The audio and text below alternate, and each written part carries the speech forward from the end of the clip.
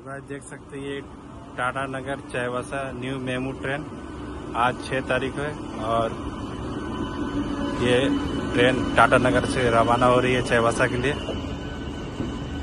ऐसे तो इस ट्रेन का खुलने का समय था 8:55, लेकिन आज ये पहले दिन लेट खुल रही है। देख सकते हैं समय हो रहा है अभी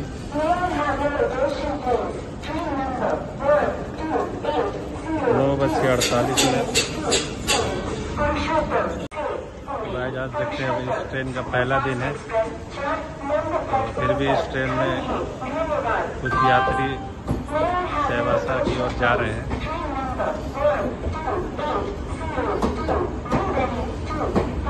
और इस ट्रेन का चाईबासा पहुंचने का समय 11 बजे है।